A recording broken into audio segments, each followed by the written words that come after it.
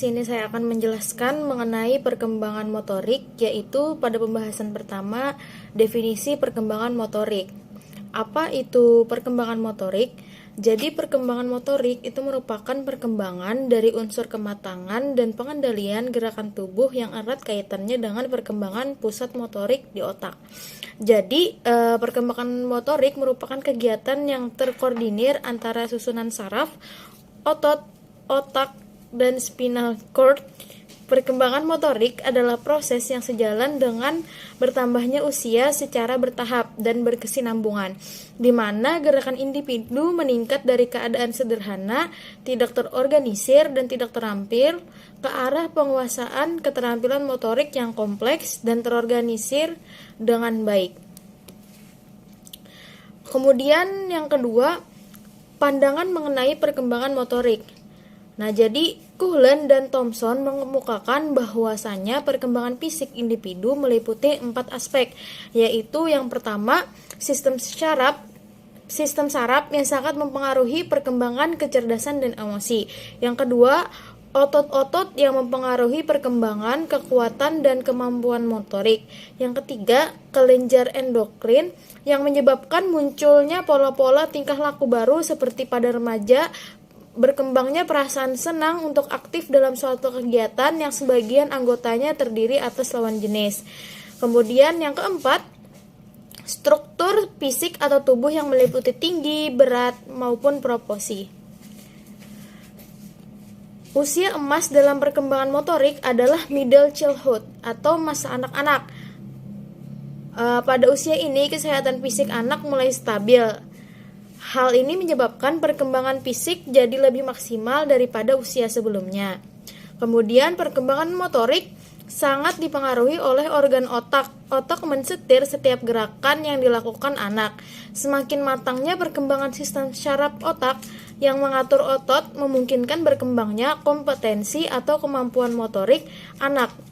Perkembangan motorik anak dibagi menjadi 2. Ada keterampilan atau gerakan kasar seperti berjalan, berlari, melompat, naik turun tangga.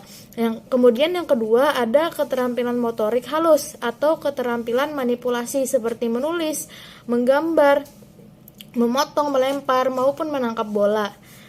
Nah, kemudian motorik kasar itu melibatkan otot-otot besar, sementara motorik halus itu melibatkan otot-otot kecil. Selanjutnya kita masuk pada pembahasan keterampilan memainkan boneka, melempar maupun menangkap bola.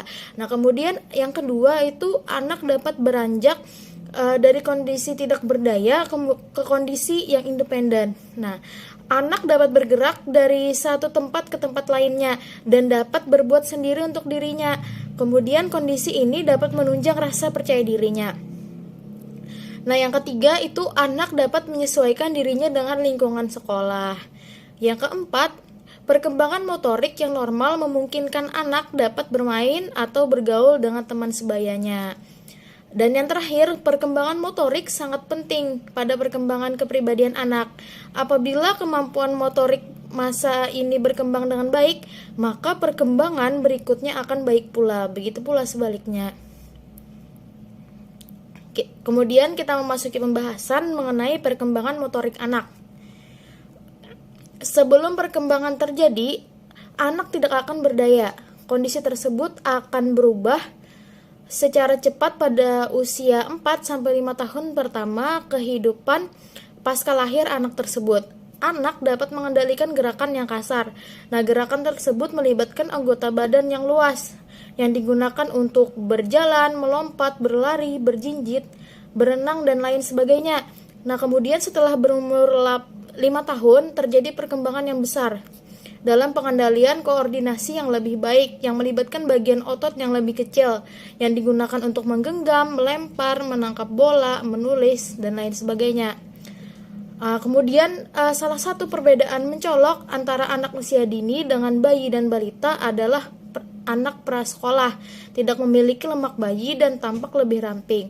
Nah, perampingan ini dan meningkatnya koordinasi gerak memudahkan anak usia dini untuk lebih percaya diri dalam berpartisipasi dalam aktivitas perpindahan yang sangat penting dalam tahap pertumbuhan dan perkembangan motoriknya.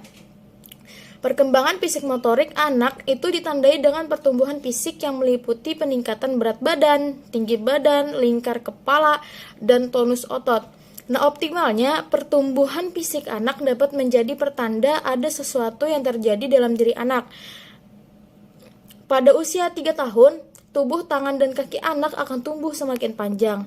Kepala masih relatif besar, tubuh bagian lainnya berusaha menyusul seiring dengan semakin miripnya bagian anggota tubuh anak dengan tubuh orang dewasa. Kemudian kita memasuki pembahasan mengenai problematika perkembangan fisik motorik. Jadi, malnutrisi, badannya menjadi terlihat kurus dan lemah. Tumbuh kembang otak anak juga tidak optimal yang akan mempengaruhi kemampuan kognitif pada anak menjadi lebih rendah.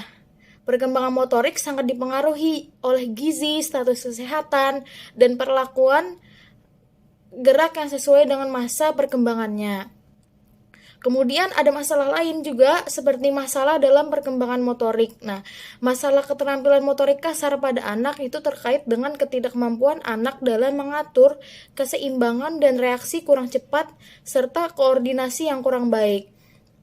Masalah keseimbangan pengaturan tubuh pada dasarnya itu berhubungan dengan sistem vestibular sebagai pengatur keseimbangan di dalam tubuh manusia. Masalah ini jika tidak cepat ditangani akan berdampak pada kesulitan dalam membaca dan menulis ketika anak memasuki jenjang pendidikan sekolah dasar. Nah, selain itu kemampuan bereaksi dan koordinasi juga menentukan keterampilan motorik kasar anak. Nah, masih banyak anak yang lambat dalam bereaksi dan kacau dalam koordinasi gerakannya. Hal ini terjadi karena anak kurang diberi kesempatan untuk berlatih atau ada kemungkinan anak memiliki masalah dalam syaraf motoriknya. Kemudian masalah keterampilan motorik halus yang terjadi pada anak usia dini adalah terkait dengan kemampuan yang kurang dalam menggambar bentuk bermakna dan belum bisa mewarnai dengan rapi. Nah, kemudian contohnya saja, misalkan usia 4 tahun, anak sebenarnya sudah mulai bisa menggambar bentuk yang memiliki makna, meskipun itu belum sempurna. Nah, kemudian jika anak usia 4-6 tahun belum bisa menggambar beberapa bentuk yang bergabung dengan baik menjadi suatu bentuk yang lebih bermakna, hal ini perlu diwaspadai. Nah, oleh karena itu, orang tua maupun guru itu perlu meninjau kemampuan anak dalam mempersepsikan apa yang ada di lingkungan sekitarnya.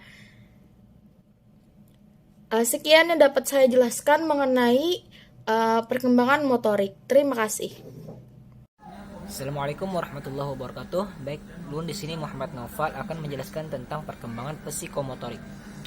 Perkembangan psikomotorik adalah perkembangan mengontrol gerakan-gerakan melalui kegiatan yang terkoordinir antara susunan saraf pusat dan saraf otot.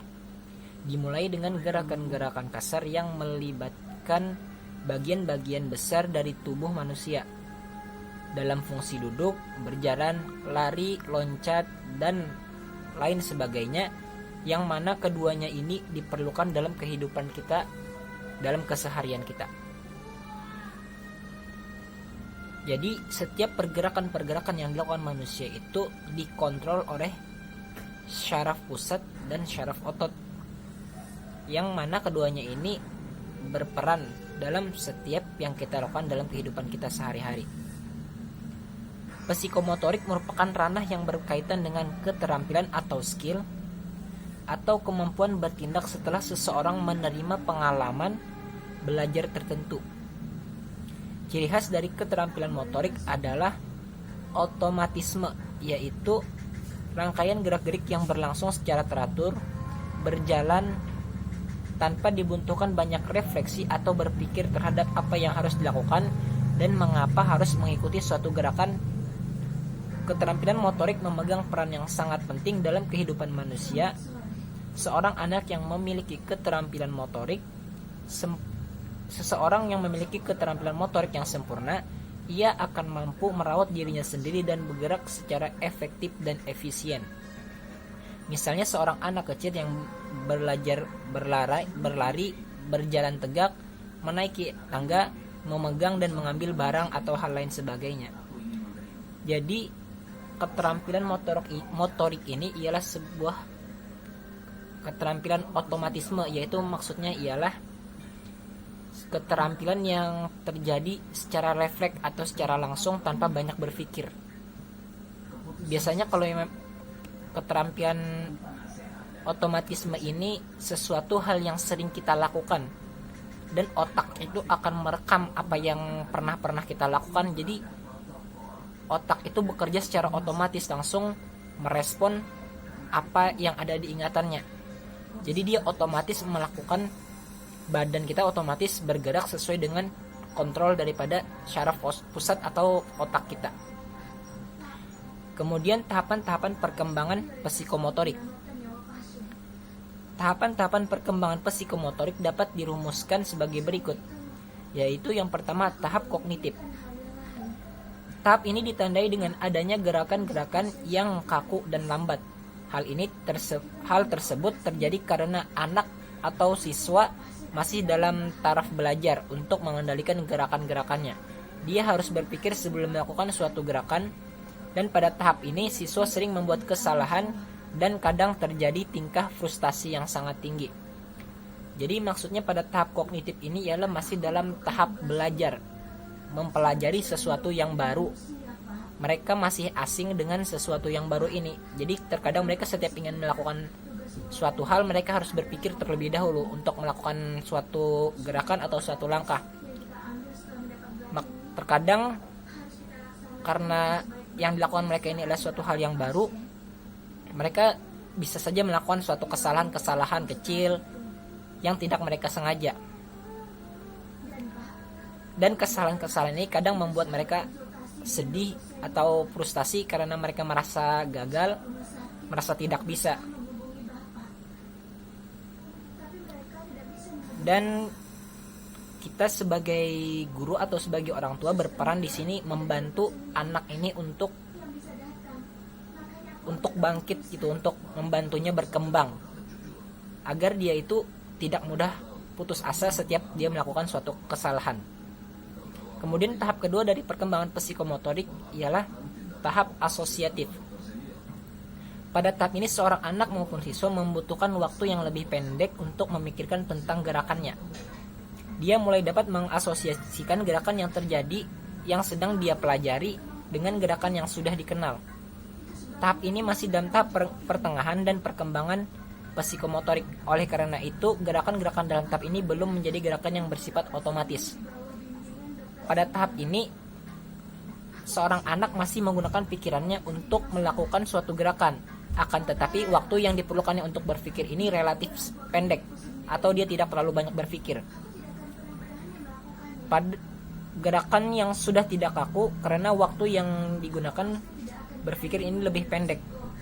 Jadi karena dia tidak menggunakan terlalu banyak waktu untuk berpikir, maka gerakannya pun tidak terlalu kaku. Beda halnya sama seperti yang pada tahap kognitif tadi, kesannya seorang anak itu lebih kaku karena dia terlalu banyak berpikir sehingga dia ragu untuk melakukan suatu gerakan.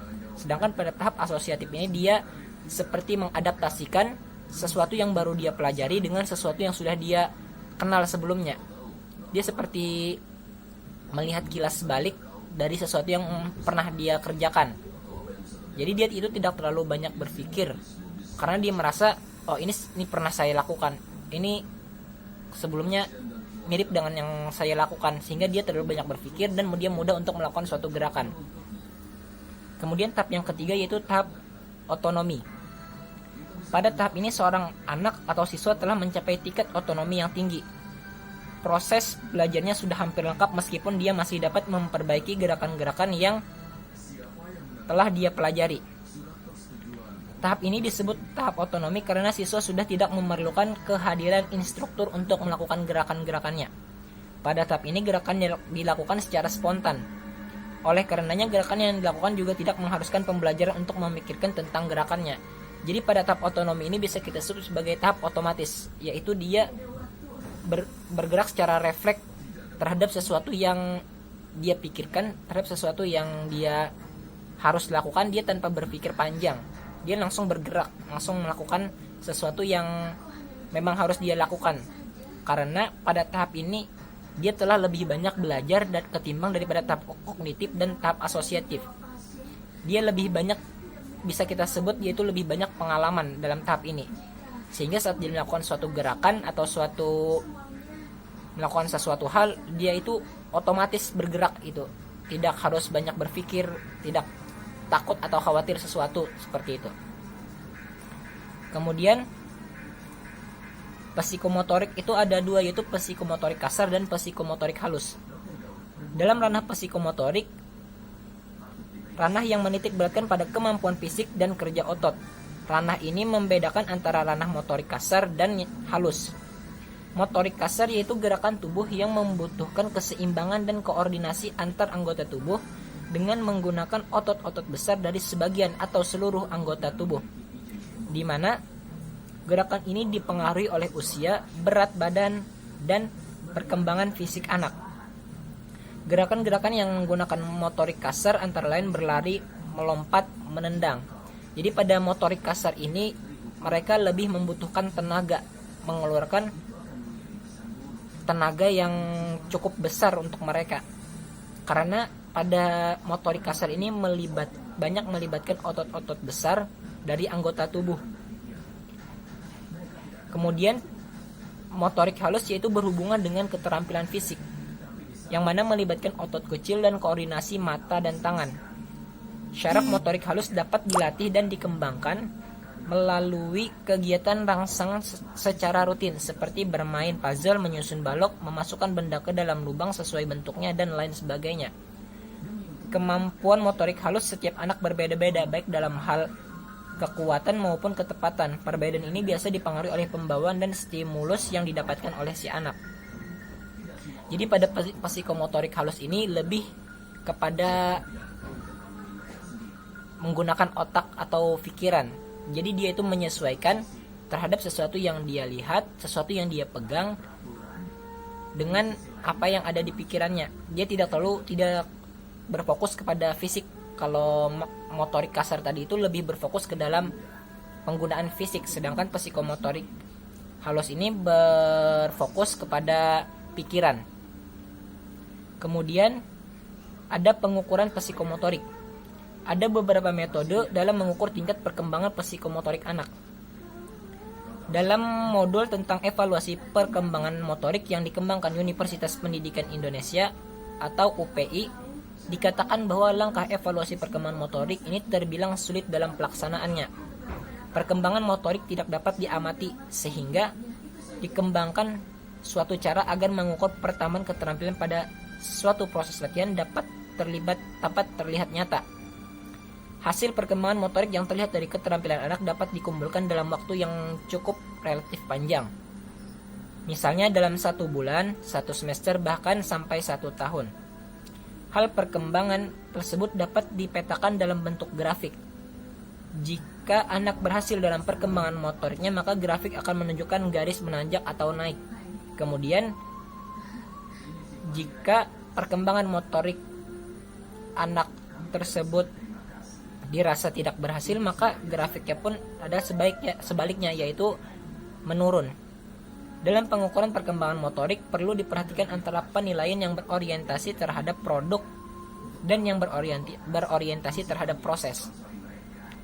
Performa seorang anak yang dinilai dari jumlah lemparan bola yang berhasil ditangkapnya dibandingkan dengan jumlah lemparan bola yang tidak berhasil ditangkapnya.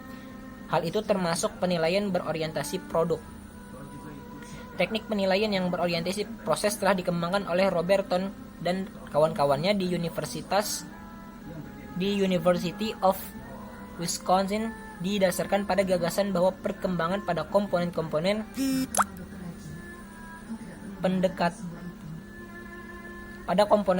tubuh yang berbeda berlangsung pada saat yang berbeda-beda pula. Maka penilaian mengenai perkembangan motorik harus mencakup pendekatan segmental atau komponen. Pendekatan komponen membutuhkan pengidentifikasian karakteristik perkembangan bagian-bagian tubuh dalam pelaksanaan suatu tugas. Untuk mampu melakukan penilaian dibutuhkan pemahaman yang komprehensif atau lengkap mengenai tahapan-tahapan perkembangan dalam periode waktu.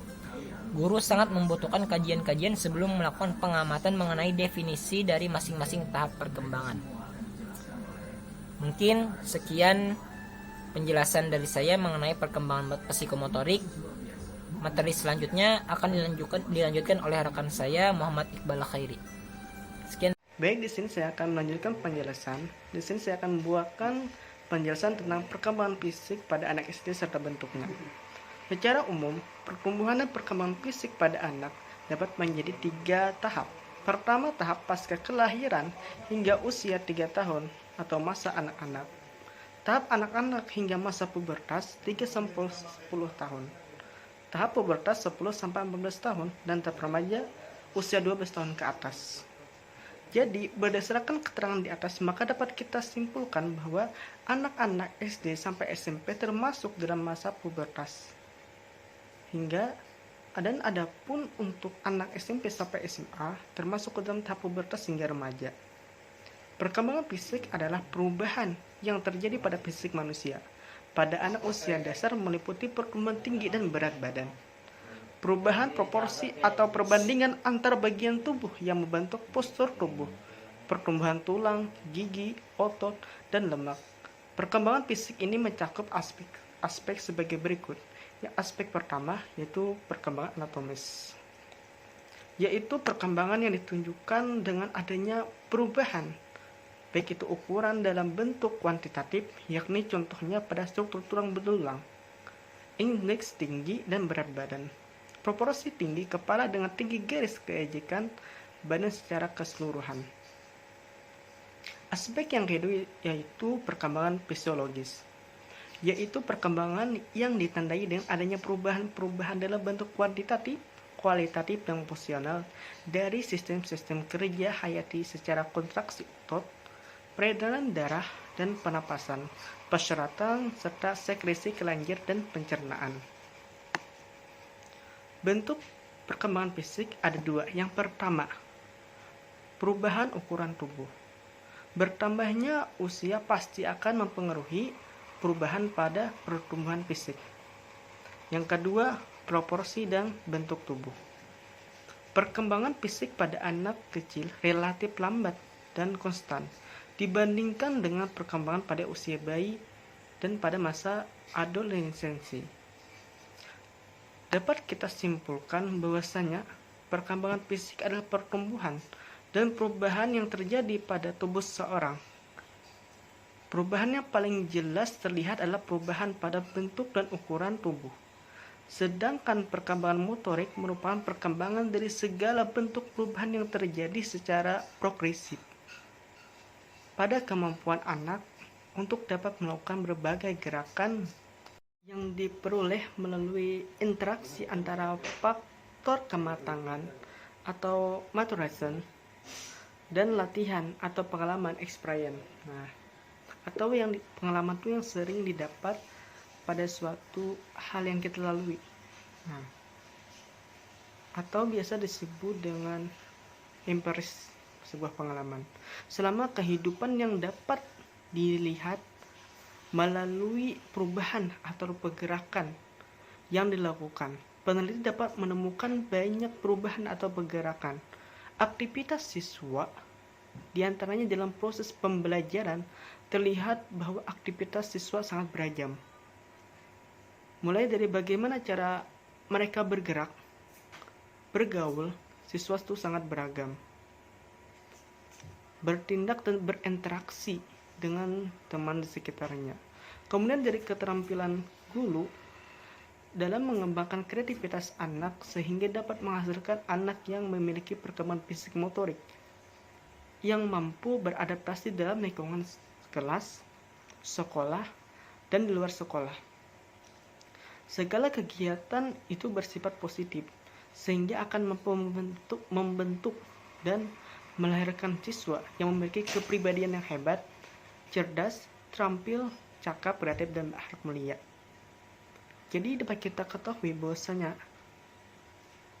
perubahan fisik itu terjadi dari berbagai macam aspek. dan serta memiliki berbagai macam bentuk. Dalam anak SD, perubahan fisik yang menonjol itu seperti usia, tinggi, serta berat badan. Jadi, secara fakta yang dirasakan ketika anak SD itu masih bisa untuk dia bertambah tinggi, bertambah berat badan. Nah, artinya itu masih masa pertumbuhan, masih masa produktif. Nah, serta memiliki berbagai macam faktor yang mempengaruhinya. Misal seperti makanan. Bahkan bagaimana cara dia berteman itu dapat mempengaruhi pertumbuhan serta perkembangan fisik mereka. Mungkin itu yang dapat saya sampaikan. Kami dari kelompok 4 mengucapkan terima kasih kepada semuanya. Apabila terdapat suatu kesalahan, itu adalah milik kami pribadi. Apabila ada pertanyaan, silahkan dilontarkan dan akan kami jawab. Sekian dan terima kasih. Wassalamualaikum warahmatullahi wabarakatuh.